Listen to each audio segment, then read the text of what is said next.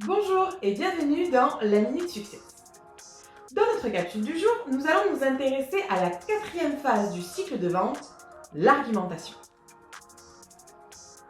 L'argumentation ne consiste pas à noyer son interlocuteur sous un tas d'informations comme un vendeur de tapis.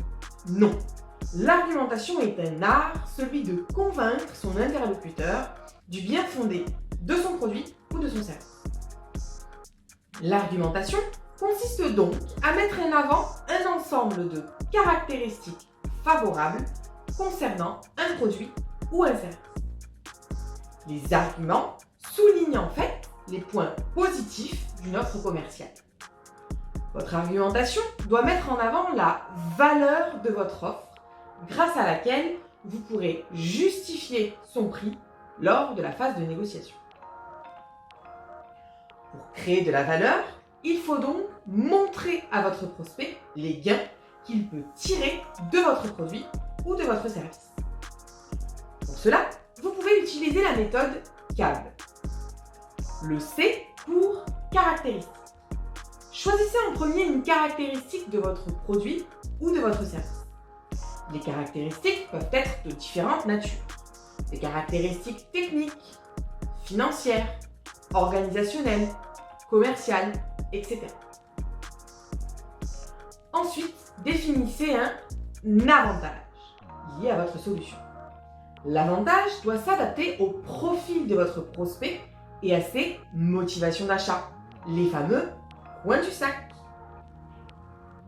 En s'adaptant à son profil d'achat, l'avantage formulé permettra de susciter l'intérêt de votre interlocuteur. Enfin, il vous faudra démontrer le bénéfice que votre interlocuteur pourra retirer de l'offre formulée. Ce bénéfice devra être personnalisé en fonction de votre interlocuteur, de son entreprise, sa situation, afin de le positionner en utilisateur de votre produit ou de votre service. Outre le fait de personnaliser vos arguments, vous devez prendre en compte votre interlocuteur en considérant son point de vue. Cela valorisera aussi l'écoute dont vous savez faire preuve. Vous devez argumenter uniquement pour répondre aux besoins fondamentaux exprimés et non se disperser en alignant les arguments les uns après les autres. Tout au long de votre argumentation, pensez à reformuler vos propos et ceux de votre interlocuteur. Il est également nécessaire de verrouiller le retour de votre interlocuteur, c'est-à-dire de s'assurer de la bonne compréhension de vos propos et obtenir une adhésion de sa part.